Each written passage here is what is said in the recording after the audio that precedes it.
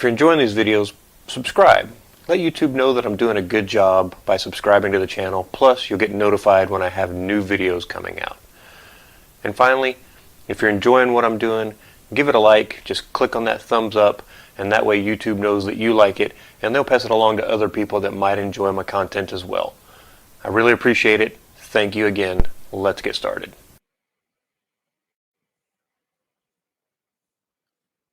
Good afternoon, ladies and gentlemen. First of all, on behalf of the Philippine Council for Agriculture, Aquatic, and Natural Resources Research and Development of the Department of Science and Technology, or DOST-PCARD, and the organizers, I would like to thank all of you for being with us today in this virtual presser. I am J.N. Panganiban from the Crops Research Division, your host for this afternoon. I am sure that all of you are excited to learn many things about the different indigenous vegetables in the Philippines, and we are lucky to have an expert from the Institute of Crop Science, College of Agriculture and Food Science of the University of the Philippines, Los Baños, who is very much eager to share her knowledge about the different indigenous vegetables that can be found and is being utilized in the country to each and every one of us.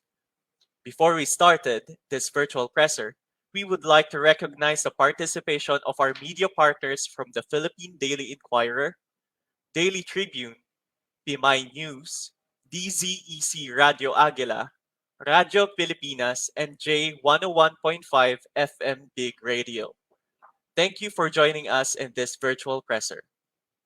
As of now, we already have 700 registered participants from the different parts of the country. But before we start the presentation proper, I would like to call on Dr. Reynaldo V. Iborra, the Executive Director of DOST-PCARD, to welcome us in this activity.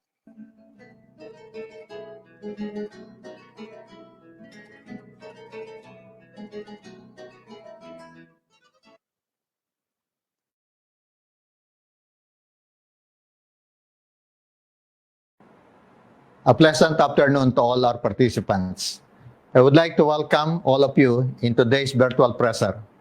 This activity is part of DOST-PCARD's pre-anniversary offering, which showcases the outputs of some of our ongoing and completed projects.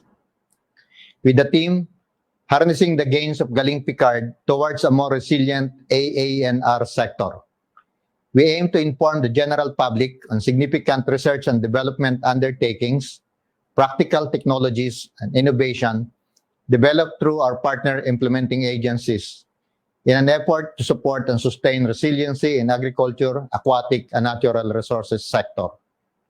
Today's virtual presser features the accomplishments of the recently completed project titled Documentation of Indigenous Vegetables in the Philippines. This project is very special as the idea came from our very own DOST Secretary, Fortunato T. de la Peña, as he emphasized the need for baseline information on the indigenous vegetables or katutubong gulay in the country. This with an end goal of promoting them to our local consumers. Through the project, the team of researchers from the Institute of Crop Science under the College of Agriculture and Food Science of the University of the Philippines, Los Baños, has documented over 100 indigenous vegetables in 20 provinces around the country. They have also been actively engaged in information drives like exhibits, press releases, radio and TV interviews, and participation to online events to promote the significant outputs of the project. Later, we will also see featured indigenous vegetables as we formally launch 10 publications produced by the project team. This initiative is under the DOST-PCARD's Industry Strategic S&T Program, or ISP, for vegetables, and its outputs are expected to contribute to the realization of one of its goals, which is to increase consumption of healthy and safe vegetables. Ultimately, this project is geared toward further strengthening the R&D initiatives on indigenous vegetables. Currently, we have an ongoing R&D project which aims to analyze the nutritional content of select indigenous vegetables. In this virtual presser, we wanted to highlight the word rediscover to emphasize the need to promote the utilization of our katutubong gulay in various regions of the Philippines. We wanted to highlight the rediscovery of what is already there. We hope that through this activity, the wonder and appreciation of the Filipinos to indigenous vegetables will be ignited. Needless to say, I hope that this forum will serve as a good venue for us to know more about our katutubong gulay. I also hope that through this presser, our media partners will help us in promoting the production and consumption of indigenous vegetables. Thank you, and may you find interest in our indigenous vegetables in the Philippines, one vegetable at a time. Magandang hapon at mabuhay tayo.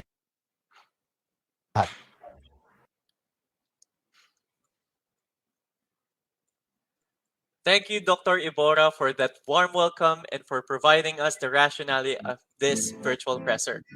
I hope that you are all as excited to know more about the indigenous vegetables in the Philippines or katutubong gulay ng Pilipinas.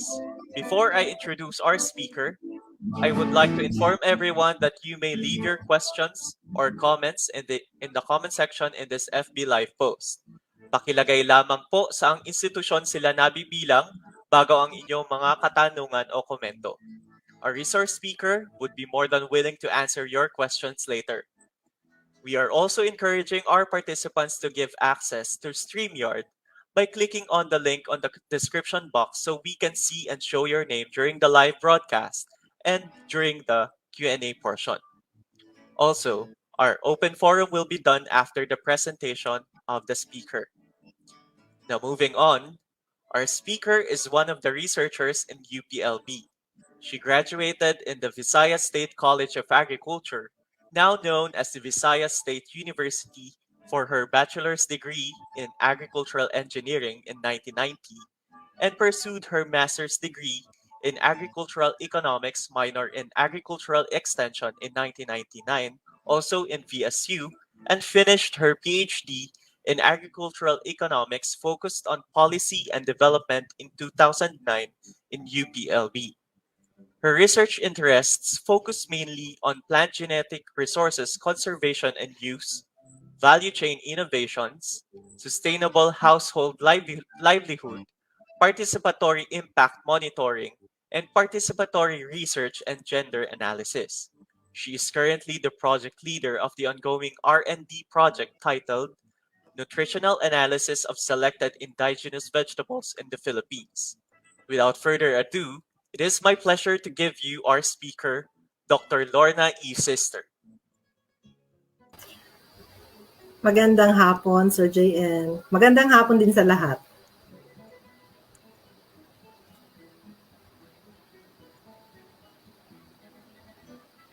Hi, Ma'am Lawrence. Nandiyan na po kayo. Good afternoon po. Good afternoon. Magandang hapon sa lahat. Hi, Ma'am. Nandito Kumusta? na po. Kumusta po? Kumusta, Ma'am? Maayos naman. Online at remote tayo lagi. Kaya pinagdadasal ko na hindi kumidlat para magkakasama pa tayo ng matagal-tagal dito sa presser na ito. Sige, Ma'am. Ma'am, matanong ko lang, ano po ba ang pinagkaiba ng katutubong gulay sa conventional na gulay na usually na kinakain nating mga Pilipino? Okay. Ito po kasi yung catch dito. Okay, let's go to katutubo or indigenous. So, kaya po siya indigenous. They actually probably they originated at saka they grow naturally in that environment. Kung hindi man siya nag-originate doon, these plants have developed their distinctive traits in these areas. Ang tagal na nila doon. Like for example, our corn, hindi siya originating from the Philippines, pero ang tagal na niya. Yung ating mga corn varieties, traditional varieties, have developed distinctive traits. Kaya lang po, si conventional vegetable, ito po yung normal nating kinakain. Unfortunately, yun na nga yung dichotomy, hindi po nagiging conventional ang ating indigenous vegetables. At least some of them, hindi sila nagiging, or many of them, hindi nagiging conventional kasi hindi na nga po siya naging mainstream in our food culture. Sana maging conventional na rin sila. Sige, Ma'am Lorna, hindi ko na po patatagalin at alam ko na sobrang excited na yung mga kasamahan natin or nanonood sa atin ngayon. Take it away, Dr. Lorna. Thank you very much. So, ladies and gentlemen, we would like to share more of what at least 75 communities across the Philippines have shared with us on indigenous vegetables in our country. with the final 10 pamphlets produced by the project that literally sent us on a journey of rediscovering the Philippines one vegetable at a time.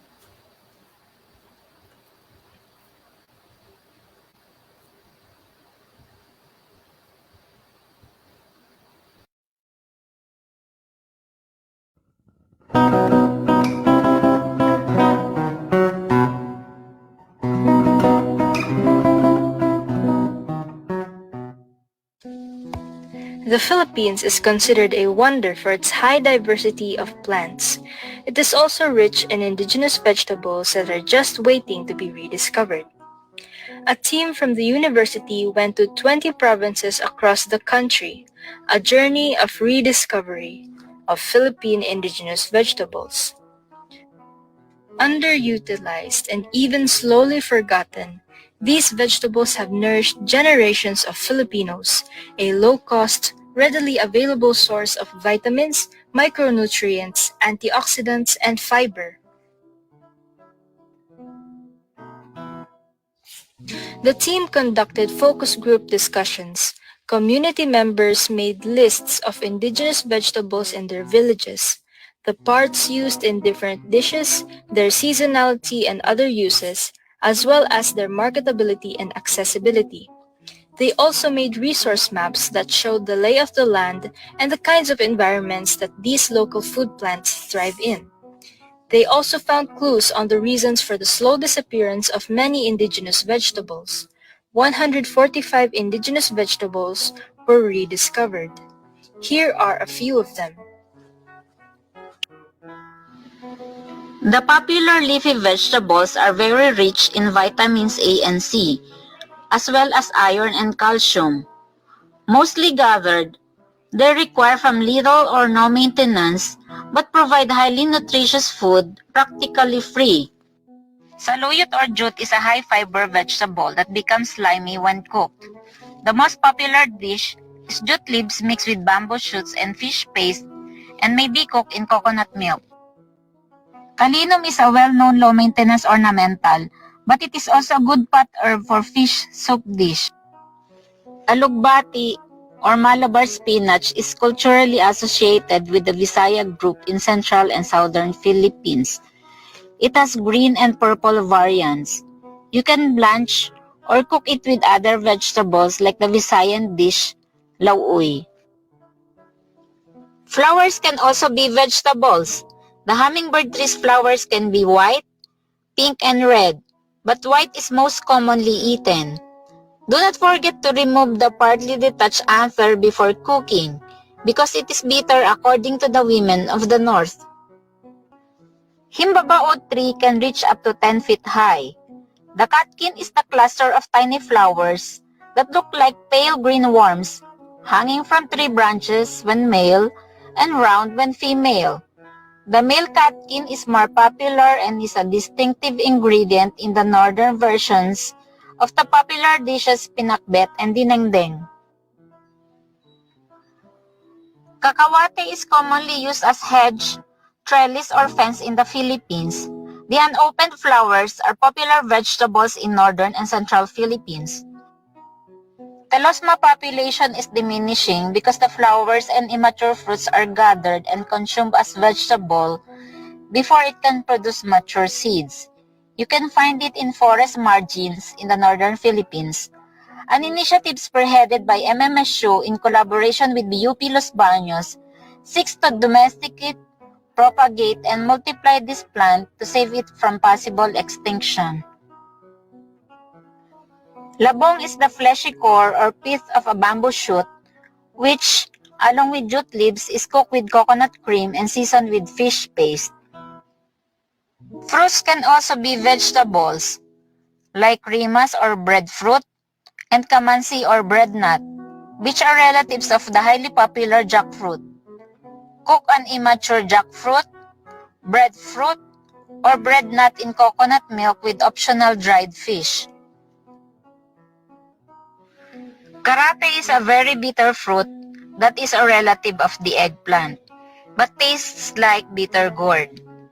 Boiled, broiled, fried, or mixed with other vegetables in a soup dish, The bitter eggplant is popular among some indigenous groups in the northern and southern Philippines.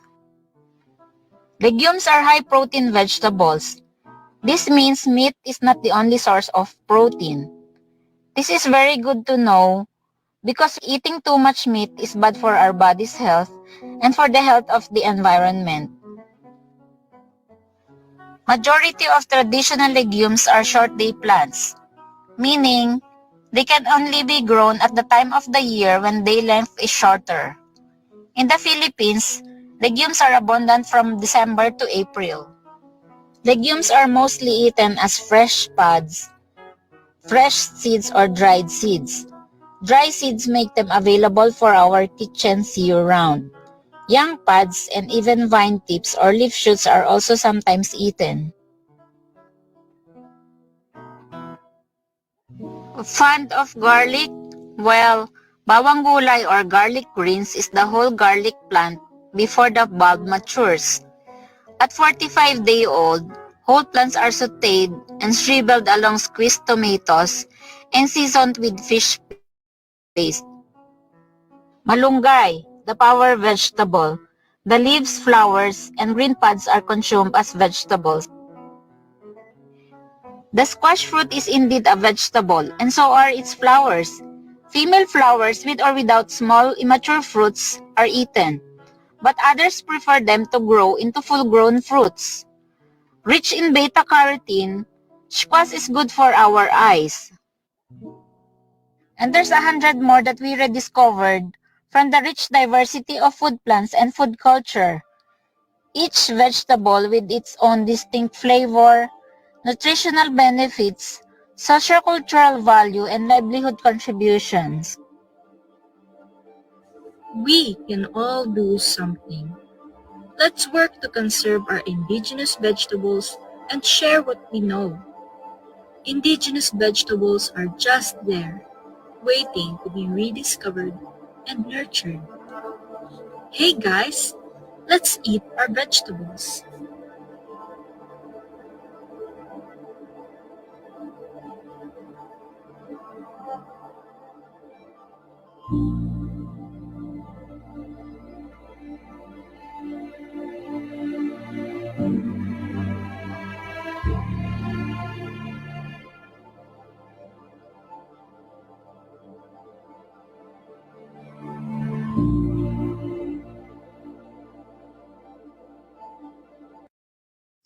Good afternoon to everyone.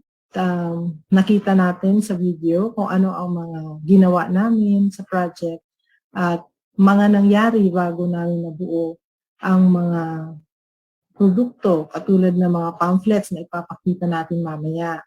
So inabot na po ng pag-retire nitong dalawang mga patikan na mga plant genetic resources experts, si Prof. Borromeo and Altoveres. Batuloy pa rin ang pagre-rediscover ng Pilipinas sa pamamagitan ng ating katutubong gulay. So let me just continue. Yung field survey was done across 20 provinces across the country. We went to 40 municipalities, and each municipality we had about 2 villages na kinakain pa at ginagamit ng ating mga katutubong gulay. There was collection of literature. There were already efforts of documentation, just like this book by Menisa Antonio of Mariano Marcos State University, The Catalog of Indigenous Food Plants in Ilocos Norte. Alam naman natin lahat na mahilig talagang kumain ng gulay, lalo ng mga katutubong gulay ang ating mga kababayan sa Norte. And we found also efforts at documentation sa Batanes, sa DARFU, and also in Mindoro. And there are already studies on indigenous vegetables. So, lahat ito ay pumupunta sa isang database, isang simpleng database na searchable.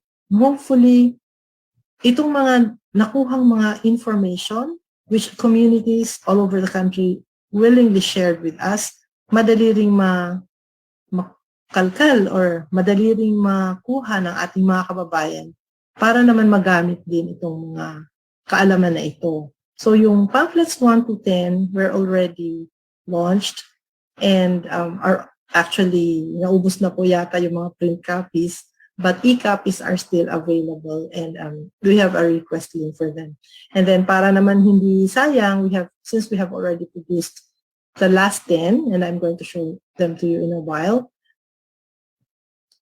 So among the several things we did by way of promoting our Katutubong Gulay, we committed to produce 20 pamphlets. Lumabas na po yung first 10, so I will show you in a little while the last 10.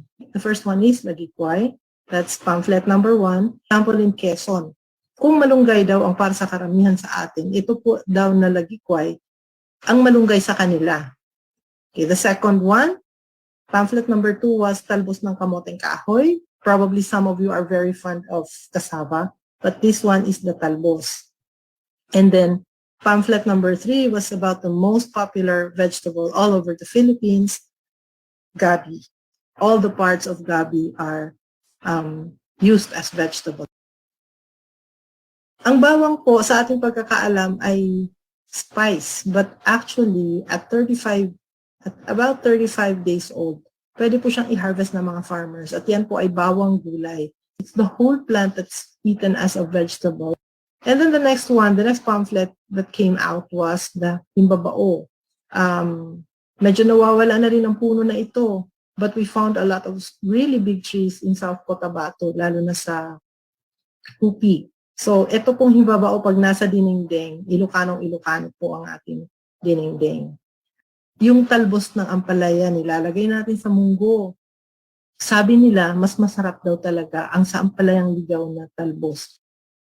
Lubi-lubi yung isa po sa mga pamphlet na inilabas natin. Napaka-popular po sa Camarines Sur. At ito po ay kadalasan ginagataan. Ang kasunod ay ang pako. It grows under usually coconut, near forest margins, saan po matubig at malamig. Ang talinom. Nakikita namin siya usually nasa mga flower boxes ng mga elementary school. So it can liven up your garden. At the same time, it can also liven up fishes too. Ang lasa ng gulay naman ay yung shallots natin or multiplier onions. Hindi rin po siya pinapamature katulad ng bawang, and the whole plant can be cooked as a vegetable. So this is the final set, pamphlets 11 to 20, that we are going to share with you today. So, okay.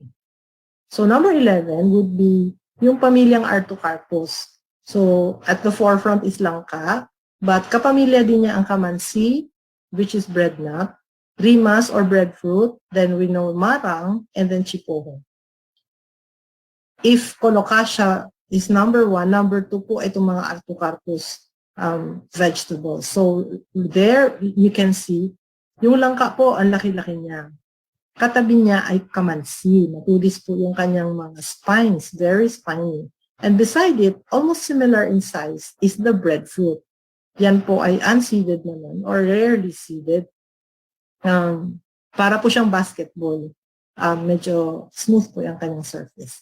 So, the pamphlet deals with those fruit vegetables. Pero meron kaming nakita before sa Batanes, and we thought that we would really be remiss in our duties kung hindi namin po siya isasama.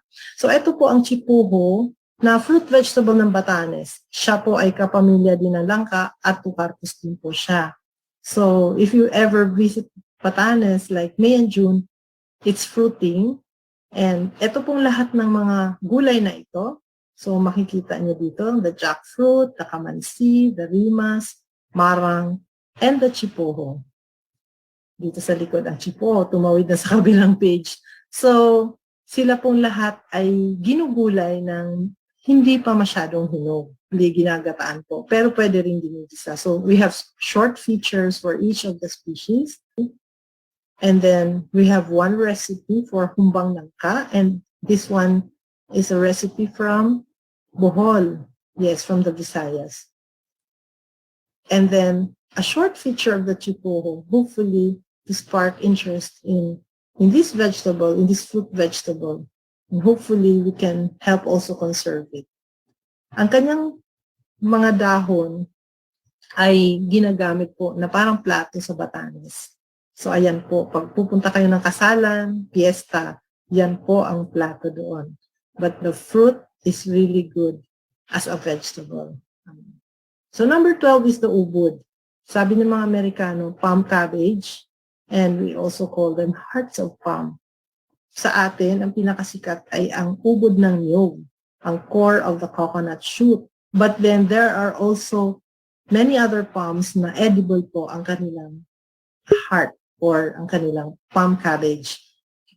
Pamphlet number 12 does not only deal with ubod ng niyog. So marami po palang palms na edible ang kanilang palm cabbage. So we have the ubod ng niyog, ubod ng anahaw, ubod ng takipan, ubod ng kaong, ubod ng buri or buli, ubod ng sagisi, ubod ng uway or ratan, at saka ubod ng anibong. Fini-feature natin, may mga short features tayo tungkol sa bawat palm. Okay. So number 13 is ubod at puso ng saging. Now, the puso ng saging, masyado na siyang nag-mainstream. Ito, from the traditional kinilaw to homemade burgers, veggie burgers. Ang kinilaw po, ginataan lalo na sa mga Bisaya. Napakasarap po. So, itong ubod ng saging naman, they would say that this is for, feeding swine. Pero may mga lugar po na kinakain po siya. So, we have these features. Okay. And then, we have a recipe here, dinakdakang puso ng saging. Pasilip natin yung loob ng ating pamphlet. At syempre po, I should not fail to mention, we have included information on the nutritional, but ito po ay information that comes from the DOST Food and Nutrition Research Institute. Meron po silang website kung saan makikita natin yung Philippine food composition tables, and that is our main reference for the nutritional analysis of these vegetables. Okay, number 14 is bamboo shoot. This is the one that's classically ginagataan with saluyot. Okay, so ito yung mga ating posibleng pwedeng maging recipe ng ating labong. And again, we have the DOST FNRI nutritional analysis, nutritional composition from the Philippine food composition tables. Number 15 is mahal na mahal ng ating mga kababayang Bisaya, ang alugbati.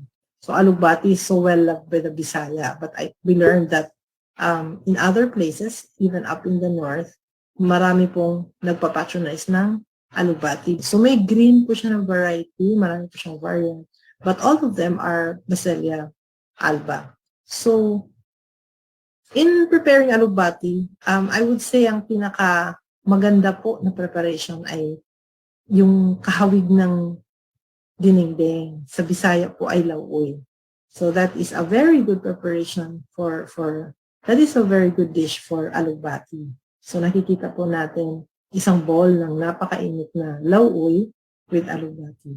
Number 16 would be our flower vegetables. We have malunggay, katuray, kalabasa, kapas-kapas, and kakawate. And then bulaklak ng kapas-kapas. Ito po yung talagang becoming rare. And then there are short features again for each of the vegetables like kakawate before the flowers open fully.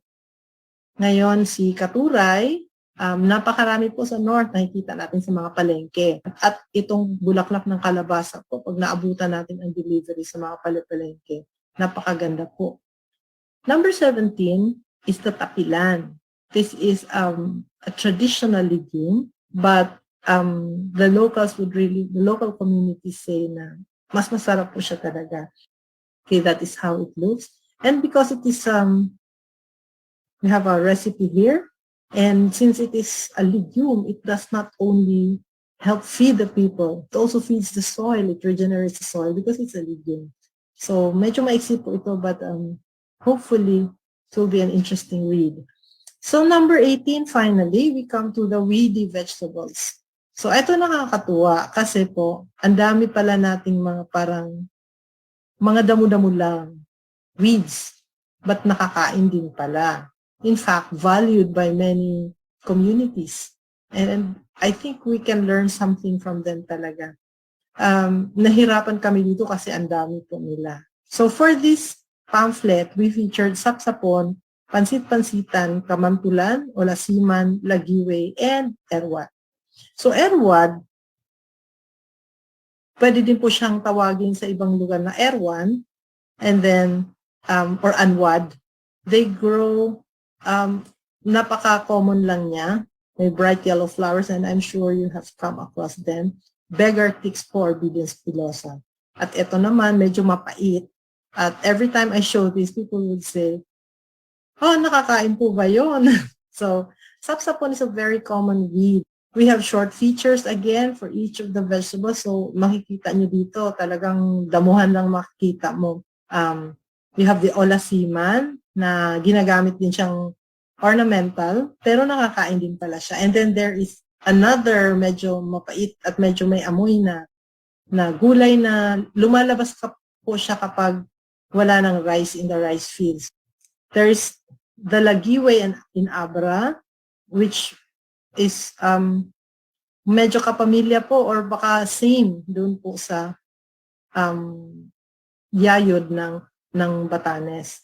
So number 19, meron na po tayong power vegetable ulit. Ito po yung ating mga amaranths. So for the genus Amaranthus, ito po yung mga kulitis natin or tinatawag na kalunay. But meron din palang ibang genus, yung Alternantera or lupo ang kung tawagin. Napaka-common po siya sa Western Visayas. So here we have three groups but not necessarily 3 species. Kasi po ang ating Amaranthus, meron tayong kadunay or kulitis na may tinik, which is said to be more delicious kapag seedlings po ang kakainin. At merong kulitis na walang tinik. Lupo or Alternantera can be red or green. May dalawa po siyang variants. Ito namang ating mga kulitis, kalunay, ito po yung Amaranthus. Finally, and we are happy to be able to have produced this pamphlet. From our information, from our communities, we have learned that meron silang minimension na 4. So 4 po na species na pumapasok dito sa ating pamphlet on vegetables for nursing mothers. So meron pong malunggay, meron tayong papaya na medyo sikat po itong dalawang ito na pampagatas. But nalaman namin na meron din silang minimension na pampagatas din daw ang buko at saka ubod ng pugahan or fishtail palm. So, basahin na lang natin kung ano po ang mga kwento nitong dalawang ito. Pero sa aming mga pag-uusap po with the nanay volunteers and the very energetic nanays of Latch, Los Baños, and then the UPLB Gender Center, we learned na any vegetables, lalo na fresh po, will really go a long way towards helping our mothers get the nutrition they need. No, they need more to nourish their growing child. And the first 100 days is crucial. So kailangan po nila yung pagkain na tutugon sa pangangailangan. Hindi lang naman ng nanay, kundi yung bata din. So this is an interesting start for us. This is the last pamphlet, but actually it became a start because umpisa po siya ng usapang pagpo-produce ng mga ganitong mga pamphlet para po sa pagpapalaganap to promote our indigenous vegetables.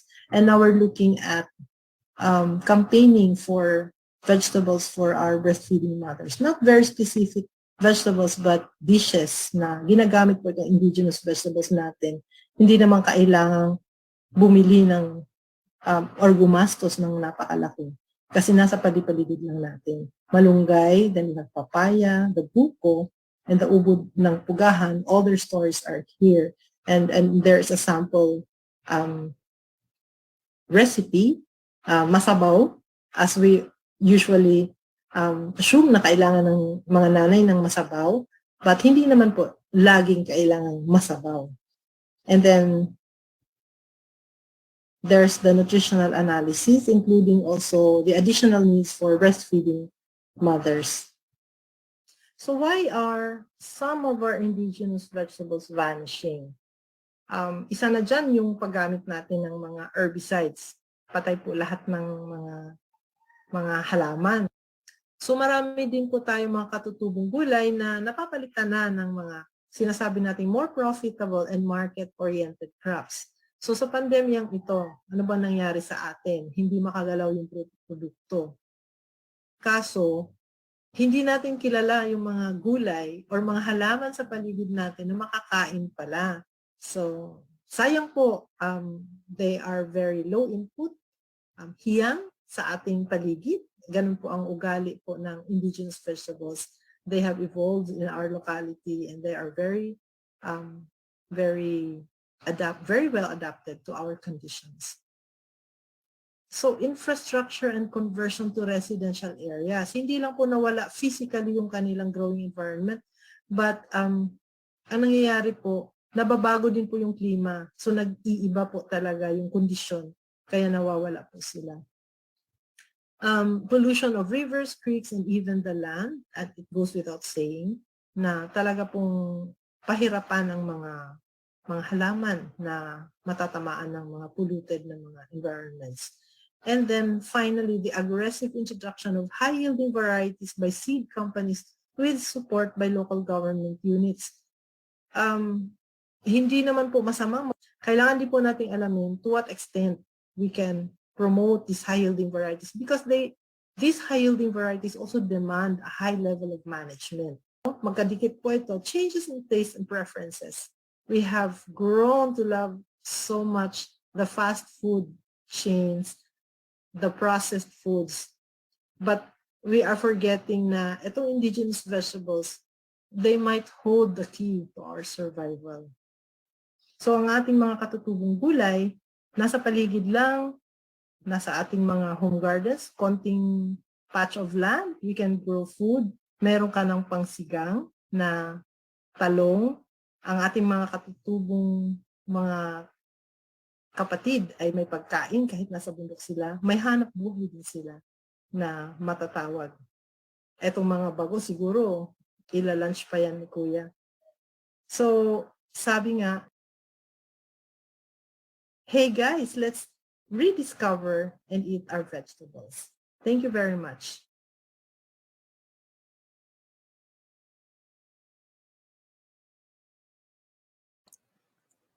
Thank you, Dr. Lorna. Sigurado po ako na madaming natutunan ang ating mga viewers sa presentation ninyo. Marami na nga po ang lumalabas na katanungan sa ating comment section at gayon din ay maraming humahanga sa inyo sa matiyagan yung pagdodokumento ng mga katutubong gulay sa iba't ibang rehiyon ng Pilipinas upang maibahagi ninyo ang impormasyong inyong nakalap sa ating mga kababayan dahil sa ang mga ito ay mga natural na yaman ng bansa. Thank you again, Dr. Lorna. I'm sure our attendees are now excited for the Q&A portion. But before that, let me give you some reminders. Before the end of this virtual presser, we will be flashing the link to our Customer Satisfaction Feedback Form or CSF. All participants who accomplish the CSF will be issued with an e-certificate. Only those who submitted their CSF will be given the certificate, so please make sure to accomplish our CSF form after this virtual presser. The link will also be posted in the comment section later.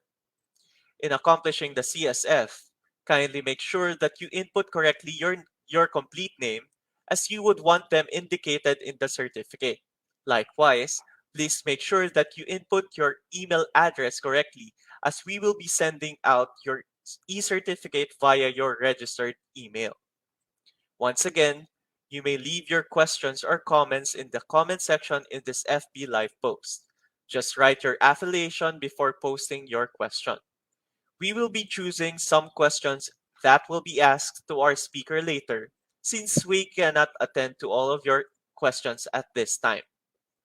Again, the link will be posted later and after the closing program. Now, let us set the ball rolling. The floor is now open for your questions. For sure, excited na din si Ma'am Lorna na sagutin yung mga questions ninyo. Ma'am Lawrence, nandiyan na po ba kayo? Eto na. Ready na. Hi, sir. Can you hear me, sir? Sir Yes, JN? ma'am. Opo. Ayun, Kayo po, okay. rinig niyo po ba ako? Am I loud and clear? Yeah, very loud and very clear. Ayan, sige, Sige ma'am. po. Our first question po is from Mr. Nolly C. Liwanag ng PMI News, Diario Pilipinas. Ang tanong po niya ay, what are the advantages of indigenous vegetables? Okay, thank you very much, Sir Nolly. Napakarami po, alam ko na naiisip mo na rin yan kung anong advantages. So, let's tick some boxes here. Unang-una po, low cost po talaga sila. Kasi yun nga, dahil sa kanyang pagiging indigenous, nandito lang siya sa paligid, very growing naturally, or kung itataniman natin, madali po siyang tumubo kasi hiyang na po siya sa ating environment, sa ating klima. So they are readily available and very nutritious. So dahil hiyang siya sa ating kapaligiran, hindi na kailangan ng chemicals kung tutuusin, no? And then very low management. In fact, most of the indigenous vegetables that we documented are just foraged. No, hindi na po sila tinatanim. Marami kaming kwento ng normally fino-forage, ginagather lang, pero tinatanim na rin in a effort. I'll just mention yung pako. Ginagather po siya talaga. May mga kwento pa dyan na bago na uuwi yung mga bata galing sa school, pag medyo napatagal ng uwi, naglalaro, magdadala daw sila ng pako para hindi mapalo. So, yun, meron din yung Nasturtium officinale, watercress dun sa Nueva Vizcaya. So, itong dalawa, ini-mention ko kasi yung mga tao, dahil may demand na po talaga din, they have exerted effort na nire-replant na nila, hindi sila umaasa sa gathering and foraging. Yung case ng watercress, yan po ay dahil binabaha po ng river yung area kung saan siya natubo naturally. So ang ginagawa nila, they rescue yung mga seedlings. Lalagay nila sa isang plot para safe siya. Then after the baha, they plant it back.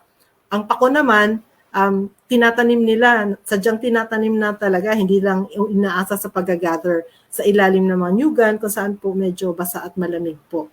So yun, very low management. Yun nga lang because there's a market demand for it. So they have invested na rin, inaral nila kung paano mas mapadami at maaalagaan yung mga planting materials. Hindi lang sila ma-wash out kada pagbaha ng river nila. So they are, I would like to highlight and in closing, they are again adapted to the local environment. So ibig sabihin, they are in a continuing process of evolution resulting in adaptation sa ating lugar at sa kung ano man yung specific na area in the Philippines sila naturally nag-grow. Medyo magulo pala yun.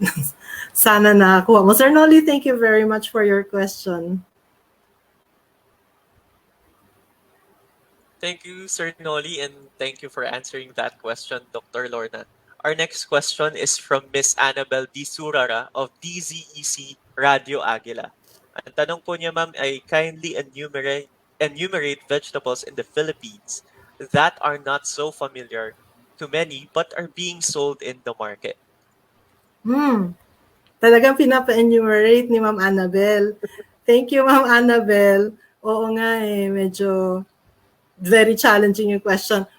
Okay, I will say na yun, pag nagtuturista ka sa Pilipinas, marami po tayong mga gulay. Very interesting ang ating local markets because you will find there mga kakaibang mga kinakain din ng mga tao doon. So it's actually a reflection of the food culture din ng lugar. So if you go to Iloilo, pinakita ko kanina sa ating slide yung napakaraming itsura ng iba't ibang parte ng gabi.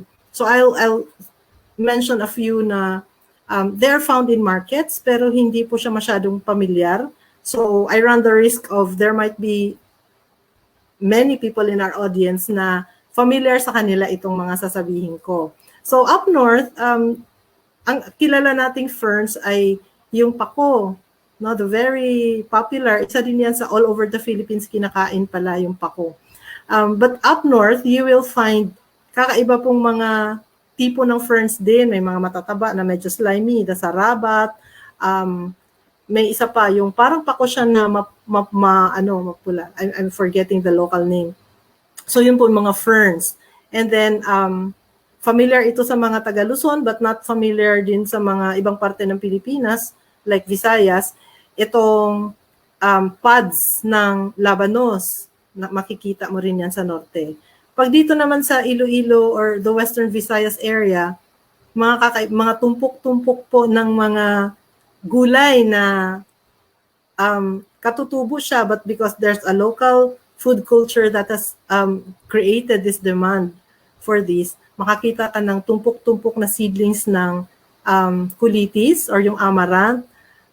Tapos yung kamantulan po, yung kaninang pinakita, medyo may amoy po siya. Yun pala it's a pot herb, nilalagay sa ginisang munggo, for example, but you have to use the leaves na bata pa, and also at the stage of the plant na hindi pa namulaklak kasi medyo titindi na ang amoy noon. What else? Nasa market, marami po kasi naiisip ko yung mga nasa palengke na you really be in awe na ang dami pala nating mga pagkain or mga gulay na hindi natin kilala, but it's good to know that they are in market. So ibig sabihin po may livelihood din yun. So dadagdagan ko pa yung pinapa-enumerate ni Ma'am Annabel eh. Okay, sa mga ubod, very common na even in Manila yung ubod ng nyog and everywhere else in the Philippines at saka yung labong. But in provincial, like for example, in Quezon, sa Lopez for example, nakikita namin yung iba't ibang klase ng ubod na binibenta. Ubod ng isang special na saging, yung pikiw, meron daw demand from Manila for kare-kare. Yun daw talaga ang pinaka preferred na ubod ng saging, hindi basta-basta lang. Okay, so parang nirarak ko yung ko sa dami ng mga nasa palengke natin pag then the legumes. Okay, the tapilan, I'm not sure how common it is kasi nakakita lang ako ng marami dito sa Dumaguete. Actually Siquijor, and it came from Dumaguete. At saka sa Bohol. Kasi sa ibang lugar, it's a forage crop, pinapakain sa mga hayop. But ating mga katutubong mga kapatid ay they keep the seed because it's part of the food culture. And also, in the uplands, hardy po kasi siya. So if you don't find tapilan in the market, sa Batangas pala maraming tapilan. It's part of the Batangueño food culture yata. One of the project experts, si Professor Borromeo, is a Batangueña. So she's an advocate of the tapilan. Sinusulong talaga yan na wag mawala ang tapilan natin. So yun, I think those are a few. Baka po abutin tayo ng gabi.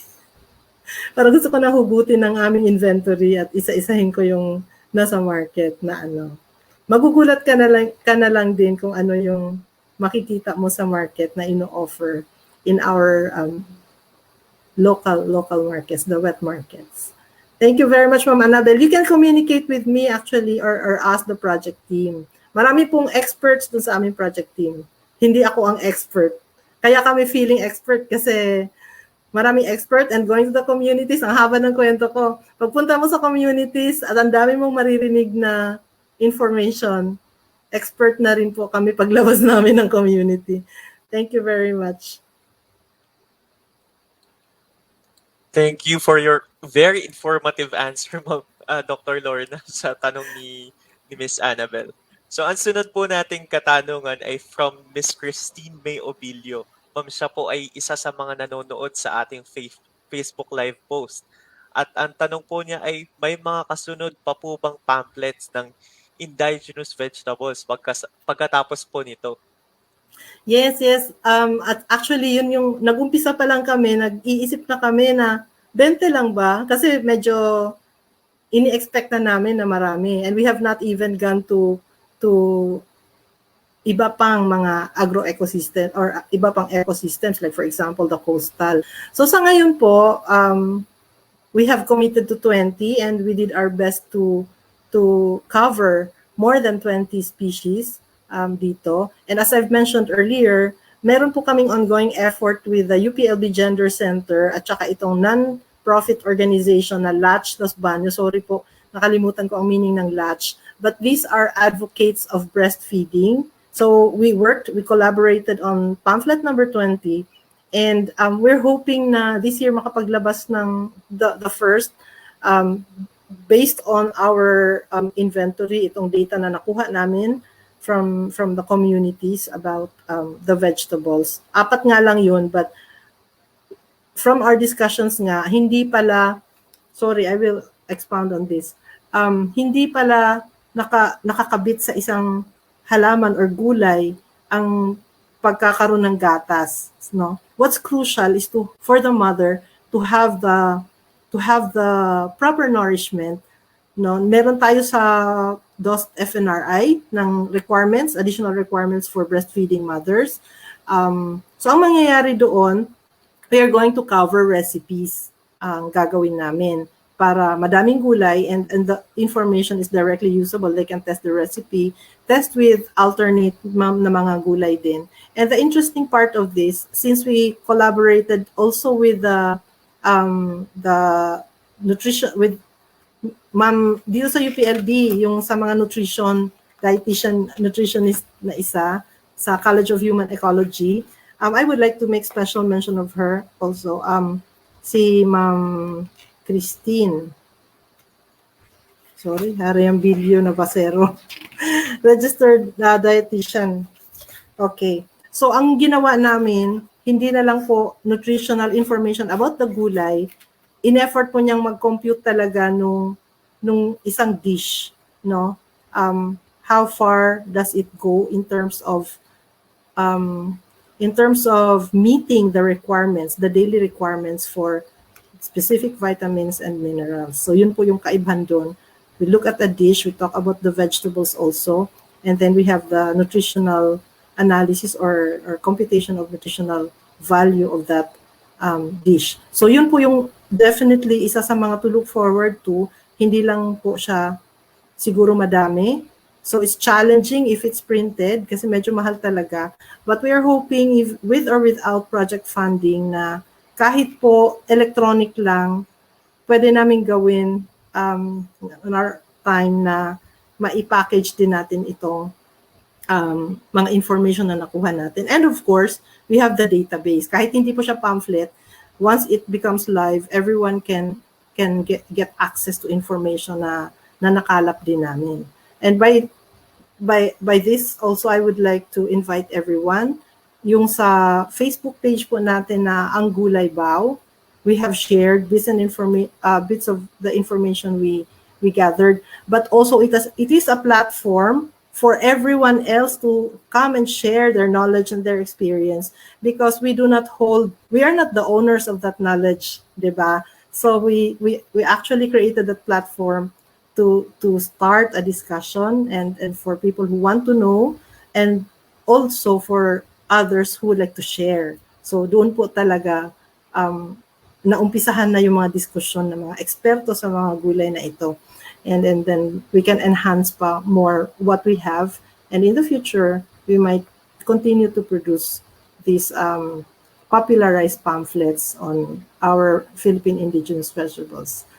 Open kami for volunteers. Thank you very much for that question also, Ma'am Christine. Thank you, Ma'am Lorna, for that answer. I hope na-enlighten yung nagtanong sa inyo kanina.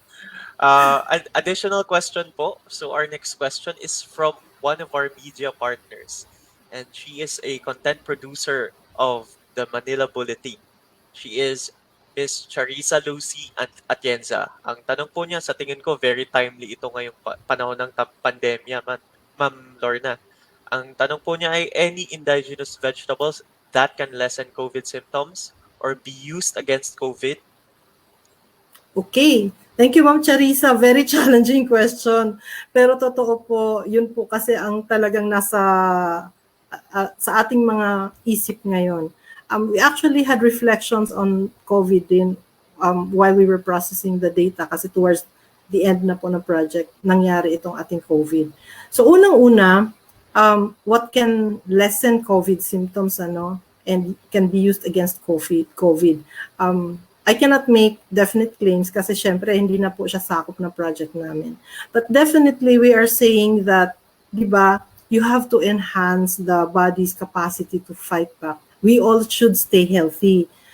Boost your immune system, laging sinasabi. Ngayon nagkakaubusan tayo ng vitamin C sa mga butika. And when we got to this computation nga of what is required every day in terms of these vitamins and minerals, napakataas po pala talaga ng ating vitamin C from our leafy vegetables like the malunggay.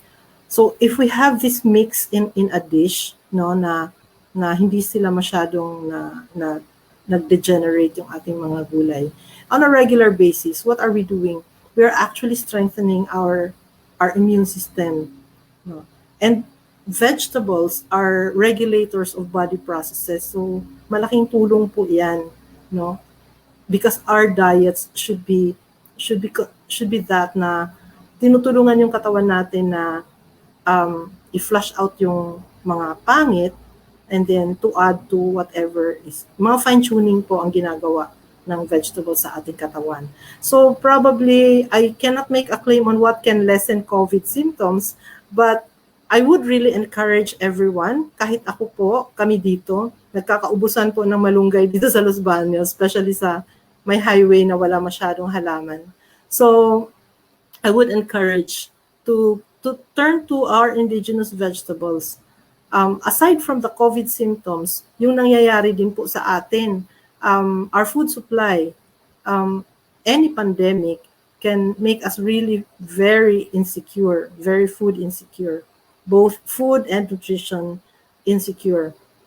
Umaasa tayo dun sa mga nasa palengke. And mainly because hindi natin alam yung meron pa lang sa paligid natin. So, I would encourage everyone to start learning more about these vegetables. And probably you can also begin, if not really plant, we just take care of the environments na nakita natin. Nakakita kami dito nang bigla na lang may lalabas na amaranth dito sa aming tapat. Mga tipong ganun, uy, may lumabas na lagikway. So, wag natin putulin yan kasi pwede siya sa bulang lang. So, mga ganun po. So, let's boost with our indigenous vegetables. Let's boost our immune system and then I guarantee you na ito po yung magandang gift na nasa atin. We just have to look again and learn more about it. Kami po are on a learning process pa rin and hopefully we can share more about it in the future. Thank you, Ma'am Charissa. I hope na po yung point ko. Okay. Thank you, Ma'am Lorna, for that answer. So our next question is from one of our Facebook viewers, and she is Miss Cheryl Gison from the Iloilo State College of Fisheries. Ma'am, she is asking how can they avail the complete series of brochures? Yes, ma'am. Thank you very much. Kain tayong lahat ng gulay. Very quick lang ang sagot ko. We have a request link. I hope ma-facilitate po ito. We will share with you the request link. But if you go to Ang Gulay Bao Facebook page, sinisikap ko po siyang laging na itataas yung request link na yan. That's e-copies po, ma'am. And then you can print it and share it to whoever else would be interested. Thank you very much for that, and thank you for your interest. Thank you, Ma'am Lorna, for that question. So, as an additional answer to that question, the brochures or pamphlets presented today are available in the Picard e-library. You may download them in that website, and kompleto po silang lahat doon. Thank you. So, ayan po yung ating link na naka-flash sa inyong screen. Ayan. Sige, next question po tayo, Ma'am Lawrence. Ang sunod po nating tanong ay from Mr. Mario B. Torres. Ang tanong po niya ay, saan po kaya makakakuha ng pananim na katutubong gulay? Yes. Lagi pong ganyan ang katanungan, ano. Nag-check po kami. We have an unfair advantage kasi nagkaroon kami ng contact sa mga communities po. Pwede rin po kayong magtanong doon sa Facebook namin. Hopefully po makita namin our direct message. Then we can share with you kung meron pong malapit sa inyo na may mga ganong halaman. Probably not necessarily binibenta, but baka marami doon. And then we can also help each other preserve this, padamihin natin sila. But we checked, pwede kayo mag-check sa mga online. So I think this is a next step actually, the input supply chain. Saan tayo makakahanap ng mga pantanim, lalo na't hindi po siya commercially available yung mga seeds and many are vegetatively propagated. So check kayo online. Meron kaming eco farm yata, masagana eco farm na we're looking at accessing some din for our research. And also dito sa UPLB, meron po kaming nauna po sila actually na nag-aral dito sa indigenous vegetables, selection, propagation studies. Right now they are at the forefront of distributing planting materials. Kaya po pag meron po kaming planting materials, mga bagong materials na nakukuha, binibigay po namin sa team ni Dr. Rodel Maghirang, but you can also link up with his team sa Binhing Pamana na Facebook page po yan. So pwede po kayong mag-connect sa kanila doon, at least here in UPLB. Sa North, Dr. Menisa Antonio is the key person on propagation of indigenous vegetables. So meron din po siyang networks kung saan kaya pwedeng maka-access nitong planting materials for those who would be interested in it. Thank you, Sir Mario. Taga saan kayo si Sir? Thank you, Ma'am Lorna. Ayun din po, hindi niya po nilagay yung kanyang Oo, baka meron sa kapitbahay. Oo, baka meron sa barangay nila. Oo nga, Ma'am. Opo. Ang sunod po nating katanungan, Ma'am Lawrence, ay mula kay Miss Diane Aguilar.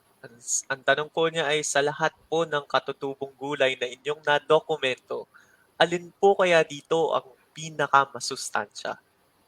Oo, I was fearing this question. Ano po, alin ang pinakamasustansya? Yes po, meron din po tayong tinatawag na power vegetables. Kaya po ang dami na rin produktong lumalabas sa ating malunggay, sa ating ampalaya. Magkakaiba, not exactly the same naman po yung kanilang nutritional contents. Pero tinatawag na rin po silang power vegetables. So si malunggay is really well known all over the world. Hindi ko sinasabing ito silang pinakamasustansya, but mataas po yung mga analysis nila. So wala pong pinaka, but marami silang mataas ang nutritional contents, our amaranths, but magkakaiba-iba din po yung kanilang binibigay sa ating katawan. Ito lang, we should always strive to have diversity in our diets.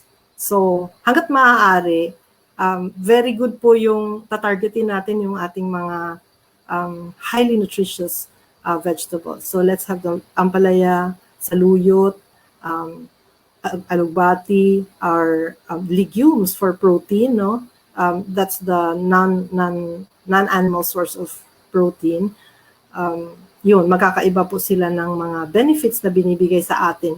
So we eat more vegetables, especially our indigenous vegetables. We eat different kinds, more of the different kinds. Mimix po natin yan para naman po masaya. So, I was even asking Latch Los Baños kung ito bang aming pamphlets for breastfeeding mothers will magkakaroon po kami ng recipe. Sabi ko, puro po babolang lang ang ating i-feature.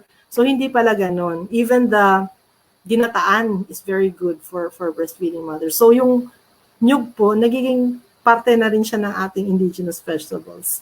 Pwede siyang nasa bulang lang, pati po yung tubig. Mature coconut usually provides the creamy base for many of our indigenous vegetable dishes. So, iba't ibang klase at maraming klase po. But don't forget our green leafies, yellow vegetables. Thank you, Ma'am Lawrence. Ang sunod po nating katanungan ay mula kay Ginoong Matthew Monzon. Ang tanong po niya, na-identify na po ba lahat ng indigenous vegetables dito sa Pilipinas? Sir, hindi pa po. Baka po meron kayong maidadagdag. So we only went to 20 provinces and we had these areas, medyo biased po kami sa terrestrial ecosystem. So medyo yung mga nasa inland, mostly upland. So definitely we've not gone to the coastal area or assessed the vegetables na kinakain ng ating mga coastal communities. So, okay, from these areas na pinuntahan namin, hindi ko rin masasabi na document namin lahat.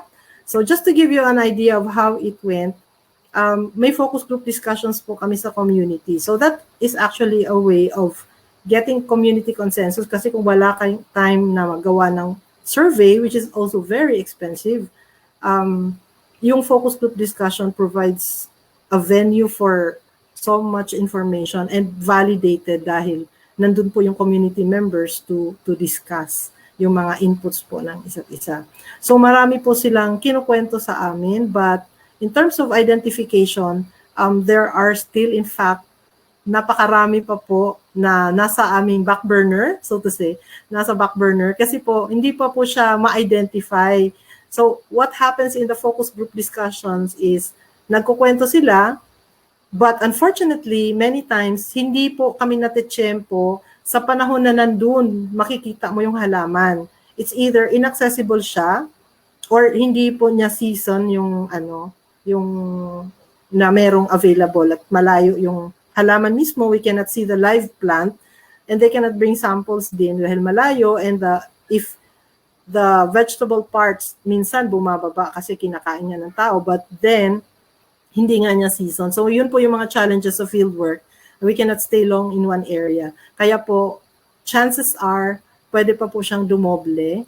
And again, hindi po yung gulay sa isang area ay gulay din sa kabilang area. It doesn't follow all the time. But as long as it is a vegetable, treated as a vegetable in one community, we include that in the inventory. Hindi po kailangan na magkakaroon ng agreement across communities. Nililista po namin. And we're taking note of what constitutes a vegetable and what doesn't. So yun, hindi pa po lahat, sir. Napakarami pa po ang kailangan nating alamin. So hopefully, mag-emerge po yung mga additional information from experts in our communities, the local gatekeepers of information. Maraming salamat, sir, and we welcome kung meron ka pong idadagdag sa ating kaalaman. Thank you, Ma'am Lorna. Sana niliwanagan siya, no? Madami talagang indigenous vegetables dito sa Philippines, and ang alam ko po ay madami pa kayong mga R&D. Oo, yes, sir. Susunod, Oo. para mas Regarding madokumento lahat ng ano. Oo. Sir, po, just sige, rejoinder. Sorry. Hello? Sige po. Sige, ma'am. Sige po. Okay.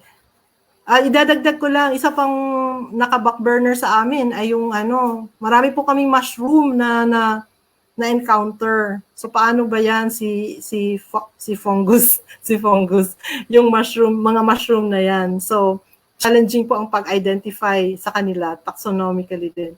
So yun, kailangan po kasi sure na ito yung tinutumbok natin na halaman. So in terms of S&T intervention, okay, as mentioned by Dr. Ebora in his opening remarks, in his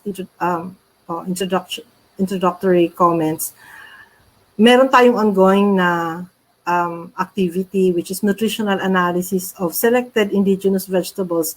Kasi marami po talagang wala. So, meron tayong ginagawang nutritional analysis for some key vegetables na we thought will be, ang information one, if it's available, magiging strategic po siya for furthering the promotion of these species, not only for the sake of promotion, syempre, we want for all of us to be able to take advantage of this part of our natural resources, of our natural resources. Sayang po siya na andyan na. It's a gift and we have to learn more about it, take care of it, and make use of it.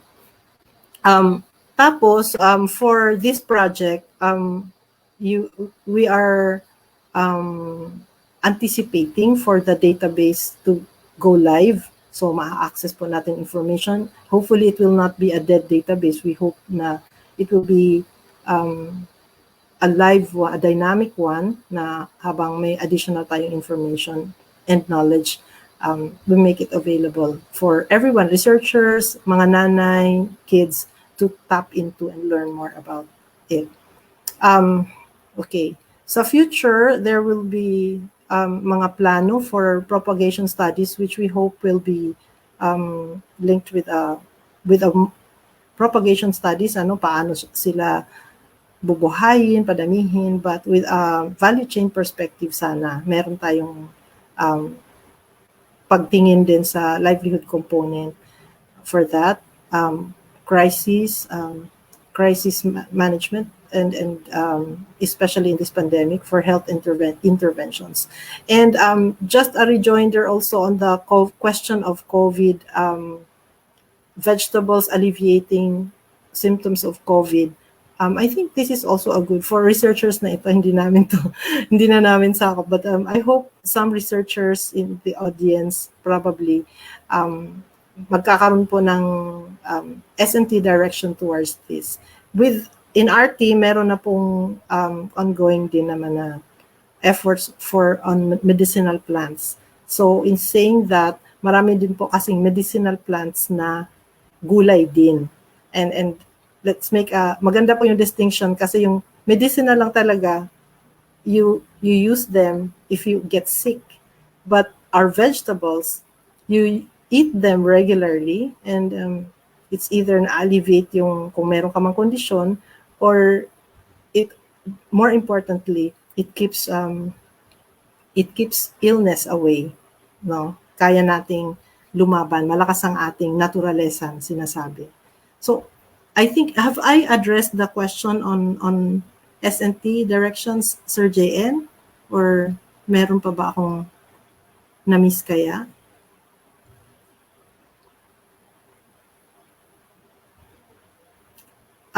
And then I would like also to thank yung hindi naman kami original at nauuna sa mga ganitong gawain. So we actually follow in the footsteps of those who have gone before us. Marami tayong nakikita mga efforts before. And we are collaborating with them. Opo.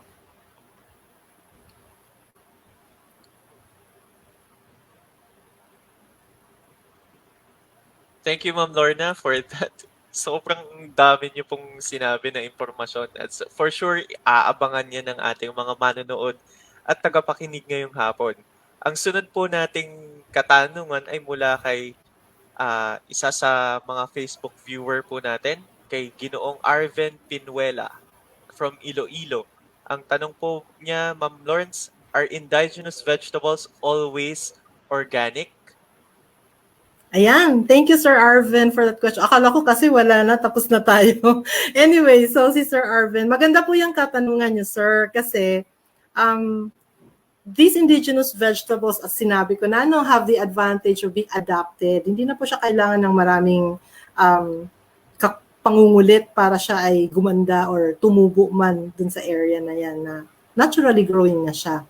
But are they always organic? So ano ba ang organic? So si organic, dapat wala siyang chemical inputs. Ang strict natin na siguro definition sa aking pagkakaalam ay grown from organic seed. So if it's farm-saved seed, so hindi po siya it's organic if ang pinanggalingan niyang halaman ay hindi nakatanggap ng chemical, external inputs, ano. So, organic siya. Pero I would like to say na it's not assured na organic lagi. Nagkataon lang na marami sa ating mga katutubong gulay ay hindi nga kasi pinapansin, di ba? Nasa malalayong lugar.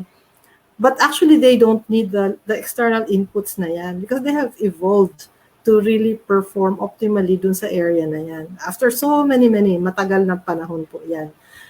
Pero, interestingly, si Sir Arvin ay taga Iloilo. When we went to Western Visayas, so we went to, sorry, I mentioned kanina, limited lang ano. For each province, namili kami ng towns, at dalawang town at dalawang barangay din. So there was this, in Capiz naman, malapit sa Iloilo, so I do not know if nangyayari ito sa Iloilo. Marami po siyang indigenous vegetables, si Lola. Kaya lang napansin ko po sa gilid ng palayan niya. Dahil may palayan po, so meron siyang fertilizers. So nakikita ko po sa tabi ng kanyang alubati, pati po tanglad, meron po akong nakikitang mga parang ano po, complete fertilizer katabi ng kanyang mga indigenous vegetables. So hindi po siya assured, pero mataas po ang ating chance na. And okay, going into organic, meron po kasi siyang, kaya po tayo nagsicertify ng organic products because it's providing information. It's a signaling sa economics po, signaling po siya na mechanism to tell the consumer that this is the quality of your product. Kaya po may certification yung organic. Kasi hindi mo siya nakikita agad kung organic ba siya o hindi.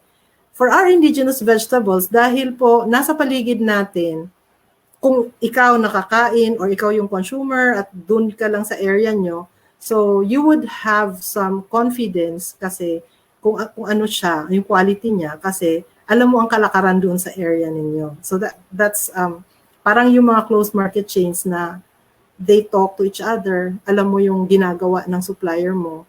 So that's an assurance for you, that is a guarantee, no, ng quality niya, kung organic pa siya o hindi.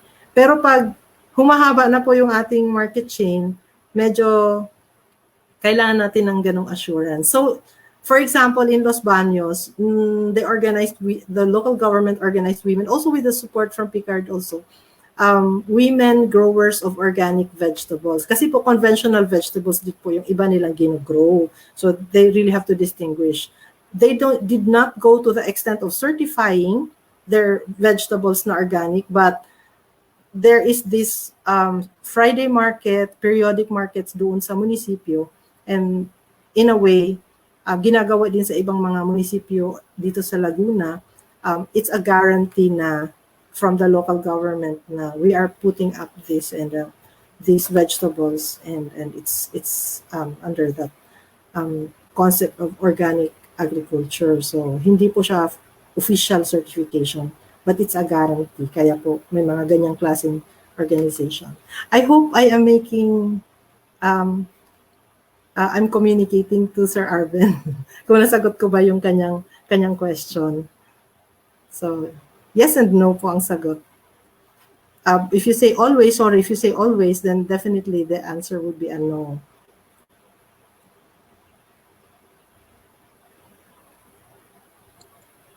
Thank you, Ma'am Lorna. Our next question po ay from another Facebook viewer. And the question is from Miss Marie Adelantar.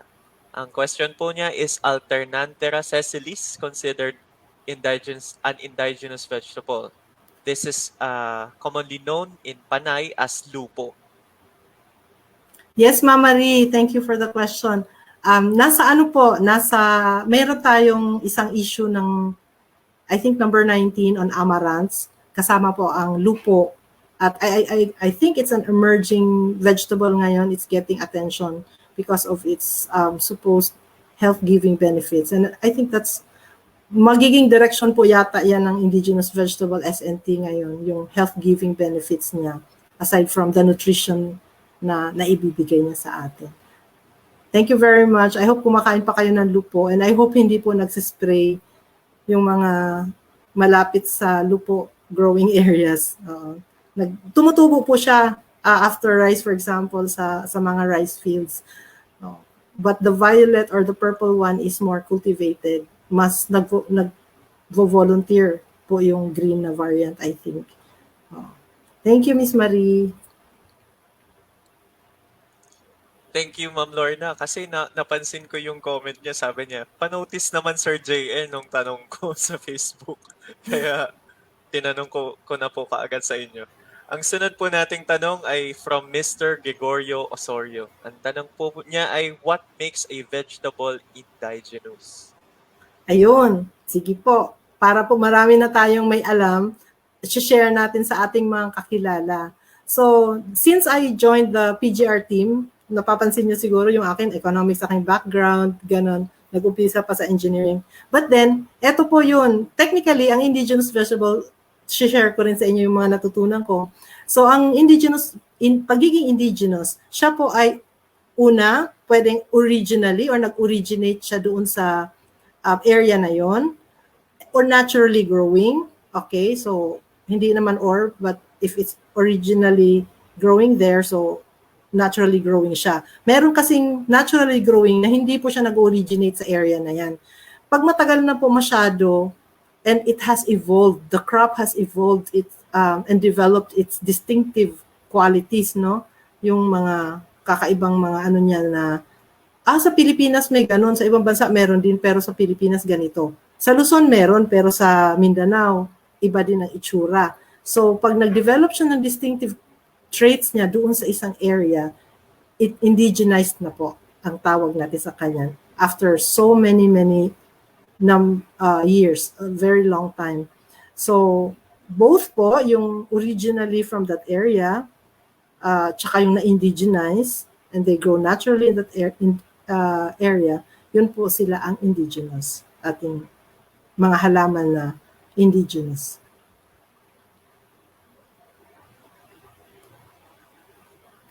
Thank you, Ma'am Lorna. Okay, last question na po tayo. So, ang last question po natin ay mula kay Miss Rhea Nicole Ramos.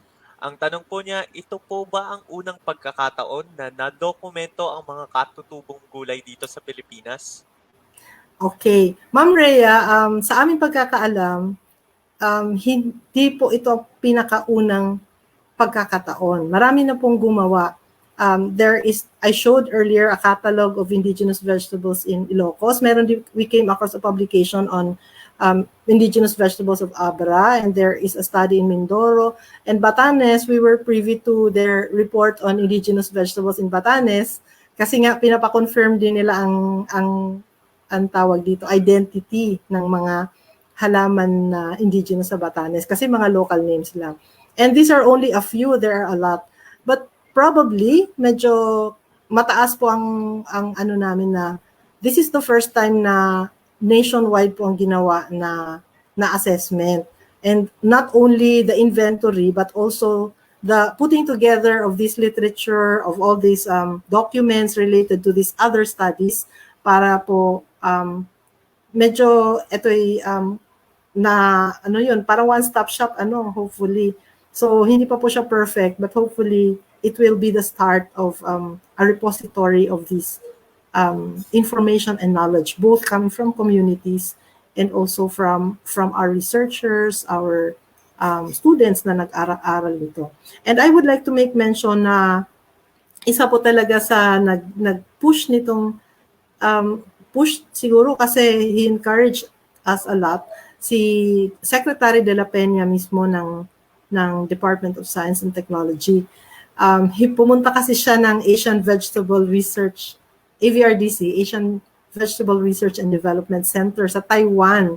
So that is the International Center for Research on Vegetables. Then he saw this array and the studies on indigenous vegetables. So sabi niya, bakit wala tayong ganito? So he really pushed for this. So eto po, naging nationwide and with the budget limitation. So nag-strategize tayo kung paano mamimili ng mga areas based on previous knowledge din ng ating mga experts na kasama dito sa team and also from literature kung saan most probably mataas ang chance na makakakalap tayo nitong information. And then slowly from here, we build on that body of knowledge slowly. And hopefully din, everyone will be willing to share information. Mahirap din kasi magplano and to promote kung wala po tayong anong tawag dito, access to information. Ngayon nagkalat nga po, hindi alam kung saan po sila. And most of the time sinasabing very limited. So yun. This probably is the first time na nationwide po ang ginawa na assessment and including all the other efforts. So I stand corrected kung meron palang ibang effort. So as far as our intelligence, the knowledge that the information that we have is concerned, yun po yung pagkakaalam namin na this is the first time na wide po ang scope geographically. Thank you, Ma'am Rhea.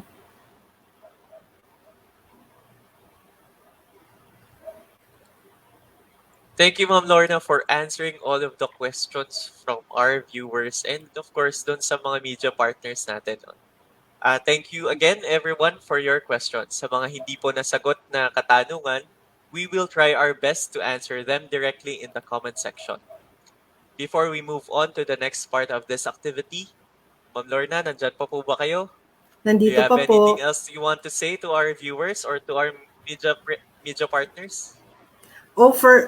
Siguro ano na lang, maraming salamat po sa oras na binigay nyo this afternoon. I hope naging sulit naman yung time na in-spend nyo dito, and I hope we have ignited that interest and hopefully towards passion in rediscovering and using our indigenous vegetables. Siguro appeal natin sa ating media partners, if you have this opportunity to highlight our indigenous vegetables, tanong-tanong lang naman sa mga local people.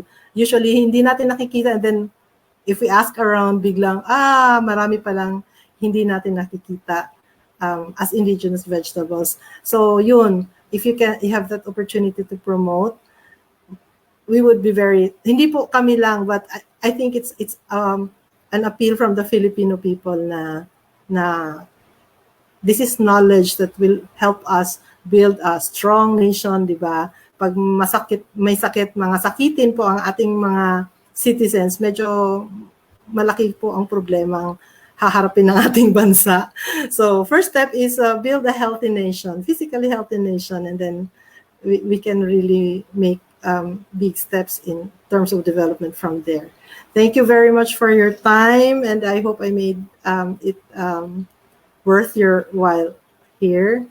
Yun na lang siguro. So, let's make it more fun in the Philippines kasi marami po tayong gulay pa na kailangan i-rediscover. Thank you very much, Sir JN. All right, thank you, Dr. Lorna Sister of the iCrops or Institute of Crop Science, College of Agriculture and Food Science of the University of the Philippines, Los Baños. To all our viewers, I hope our speaker was able to quench your thirst or hunger for knowledge about the current R&D initiatives on indigenous vegetables. To give us a synthesis of today's virtual presser, I would like to call on the head of the Information, Education, and Communication subsection of the Crops Research Division and the assistant head of the Monitoring and Evaluation section of the Crops Research Division, Ms. Shari Alfaiha A. Lubang. Take it away, Ate Shari. Hello, everyone. Thank you, JN. We just heard interesting discussion on indigenous vegetables, and truly, the Philippines is considered a wonder for its high diversity of plants. Hello, can you hear me? Yeah, okay. It is also rich in indigenous vegetables that are waiting to be rediscovered. So now let me just give you a summary of what was presented by our research speaker, Dr. Lorna Sister of UPLP. So the project titled Documentation of Indigenous Vegetables of the Philippines is a completed project spearheaded by our very own Secretary, Fortunato T. de la Peña, that seeks to document and promote the indigenous vegetables of the Philippines. So it is implemented by the Institute of Crop Science, College of Agriculture and Food Science, UPLB, with funding support from the OSTP card. So why indigenous vegetables? Indigenous vegetables are generally underutilized and under-researched. This has been mentioned as well by Dr. Lorna in her presentation. So their potentials are source of micronutrients, nutraceuticals like antioxidants, natural fiber, and more are largely untapped. Okay, so what are the project's main activities? So the project has four main activities. This include documentation of interspecific and intraspecific diversity, utilization, maintenance, and seed supply of indigenous vegetables in 20 provinces in the country. So they went all over the country to document and collect samples of indigenous vegetables. They also collected print and electronic materials from institutions, individual researchers, authors, and websites. They also develop and deploy deployment of a database on indigenous vegetables, and lastly, production of information and education campaign materials. So through this project activities, the team was able to produce the following outputs. Okay, so they had an inventory of Philippine indigenous vegetables, including basic information on occurrence, habitat, production, preparation, and other uses. They had a focus group discussions in the communities, and then they also produced a compendium of available literature on Philippine indigenous vegetables. They were able to abstract 300 materials and a database of 145 collected species for easy access of the general public. They also had a database management system for primary information from the communities and the literature collected. And lastly, of course, in IEC, they had feature articles. They also guested in various radio and TV programs. They produced 20 pamphlets, 10 of which were launched today. Facebook page, as mentioned by Dr. Lorna, at Angulay Bao. So you can check that out later. Some videos and a book compilation on Philippine indigenous vegetables. But how many Philippine indigenous vegetables are there? Based on their collection, they were able to collect 143 plant species belonging to 50 families as indigenous vegetables. So talagang napakadami po nating indigenous vegetables. And it was also noted that most of these IVEG, indigenous vegetables, are in Ilocos region. Okay. So next slide, please. So you would see in here in this presentation, this slide, the 10 pamphlets on indigenous vegetables that were launched previously, in 2019 to 2020. So these are himbabao, talbos ng kamoting kahoy, gabi, bawang gulay, lason na gulay, lagikway, lubi-lubi, ampalaya, pako, and talinong. So ayan po, those were previously launched. Ano po? Now for this virtual presser, 10 more indigenous vegetables were launched, 10 pamphlets on indigenous vegetables. So these include, okay, langka,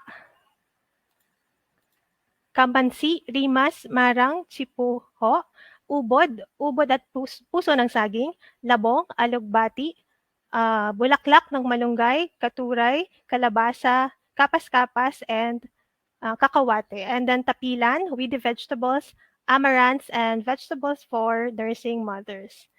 Ayan. So, yan po ang ating mga ang 10 na pamphlets po na were launched this afternoon. Okay, for the Q&A, so we received a lot of questions. So let me just enumerate some of them during the open forum. So there was a question on the advantages of indigenous vegetables. It was emphasized by Dr. Lorna that these vegetables are low cost and adaptable to our environment, so you can easily actually propagate them. They're also readily available source of vitamins, micronutrients, antioxidants, and fiber, among many other benefits. So there was also a question on the value of conserving the indigenous vegetables in the Philippines, and it was highlighted that indigenous vegetables offer other benefits as, for example, feed for livestock, medicinal properties, and industrial uses. There was also a question on if there's any indigenous vegetables that can lessen COVID symptoms or be used against COVID. So this is a very timely question. And Dr. Lorna cited vegetables are important in boosting our immune system, and one of which is the malunggay. So ayan po yung isang binanggit po ni Ma'am Lorna. And she also encouraged everyone to learn more about the indigenous vegetables, to plant them and consume them as additional food and nutrition source, since tayo po ay food during this pandemic. We may some of us may experience yung food insecurity and nutrition insecurity. So yon. And there was also, this is a question na talagang marami ulit-ulit on where they can access the publications that we have launched this afternoon. So the pamphlets are available at our e-library. So interested viewers can download them for free. It is also available at the Facebook page developed by the project team. Yun pong binanggit natin, ang Gulay Bao. Okay? Sa ating pong e-library, just log in, create an account first, sign up, and then log in, and then you may download na po all these materials for free. Hatid po sa atin yan ng project team from UPLB and of course, DOST Picard and DOST. So, JN, that ends my presentation. Thank you so much.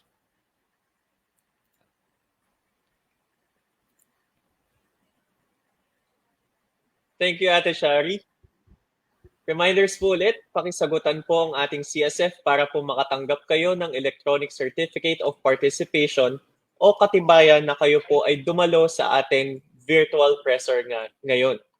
Maaari po kayo mag-follow up sa email address na naka-flash sa inyong screen kung hindi po kayo makatanggap o nakatanggap ng e-certificate. To formally close our virtual presser, we have this afternoon Dr. Alan B. Shano, the officer in charge in the Crops Research Division of DOST Picard. Doc Alan?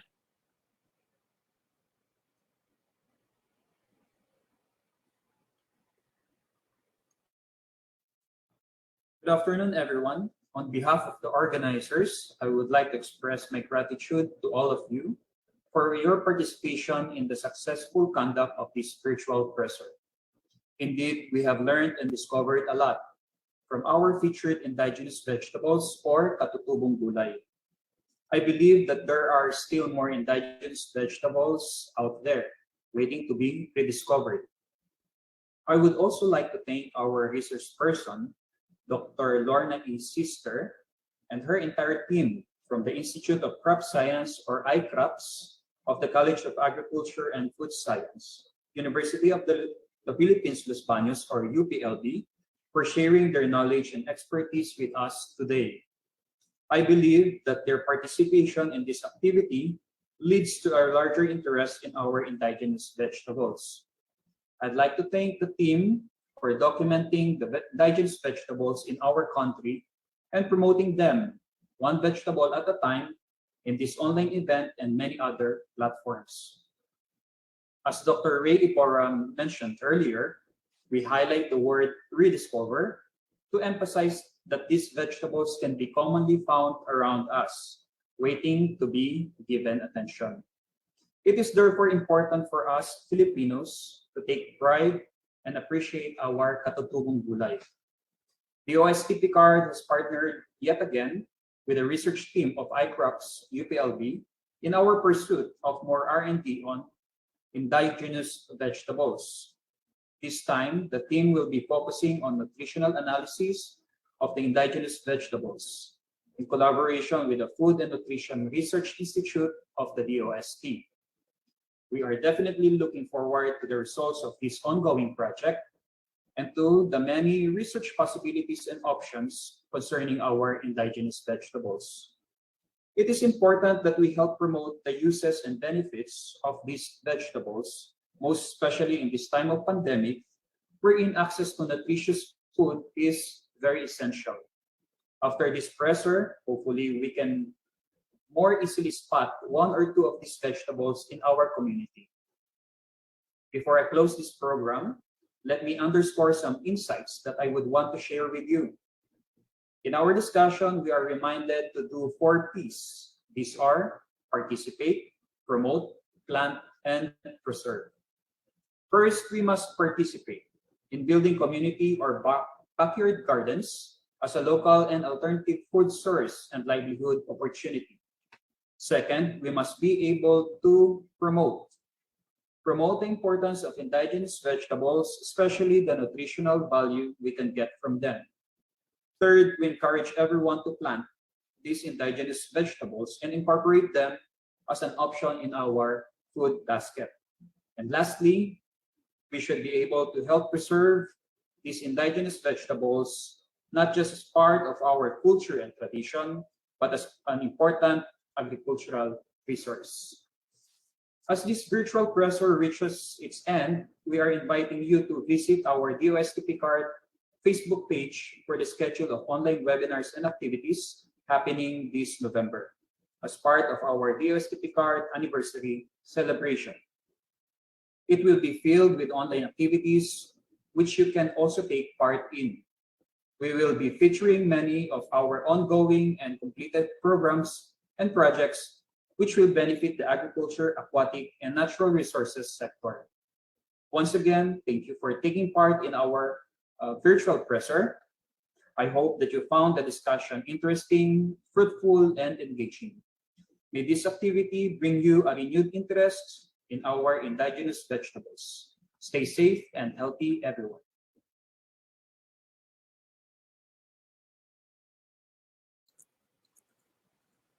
Thank you, Doc Alan. To all our attendees, we would like to invite you again to visit our Picard e-library to download the indigenous vegetable pamphlets. So as it is shown, the link is shown in the screen. As of now, nakaka-experience po kami ng mga glitch sa sobrang dami po ng nagkakasabay-sabay na pumapasok sa ating CSF link.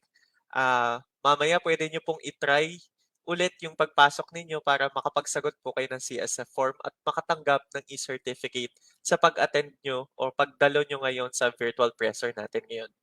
You may also visit the Facebook page titled Ang Gulay Bao to view the documented videos of our project team about their project activities. Muli, maraming salamat po sa lahat ng nagsipagdalo. Ating tandaan na ang siyensya ay hindi lamang para sa mga siyentista, ito ay para rin sa ating mga magsasaka.